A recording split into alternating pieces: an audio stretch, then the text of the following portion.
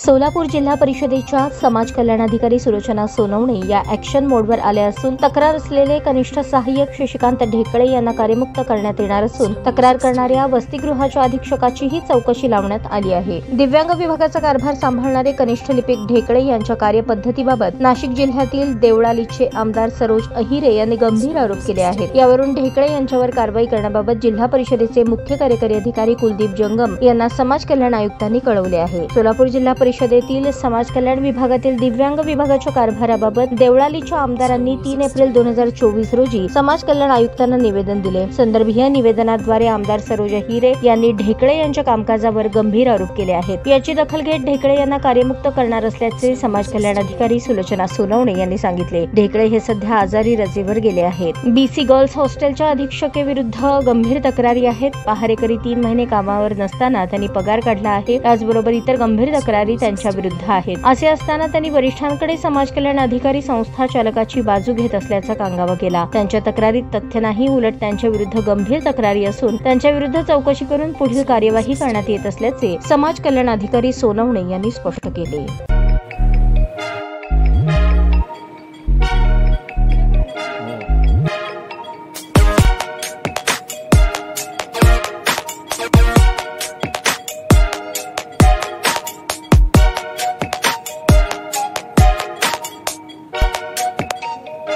सोलापूर शहरातील सुप्रसिद्ध हॉस्पिटल म्हणजे सेंट्रल मल्टी स्पेशालिटी हॉस्पिटल मागील अनेक वर्षापासून सेवा बजावत आहे। 24 तास इमर्जन्सी सर्व्हिस, मॉडर्न टेक्नॉलॉजी, अनुभवी डॉक्टर्स तसेच अत्याधुनिक तंत्रज्ञान सुविधांनी सुसज्ज स्त्रीरोग प्रसूती विभाग, ऑर्थोपेडिक विभाग, मेडिकल विभाग आणि इतर एकमेव नाव म्हणजे सेंट्रल मल्टी स्पेशालिटी हॉस्पिटल। पत्ता गणेशपेठ शॉपिंग सेंटर, मंगळवार बाजार, सोलापूर।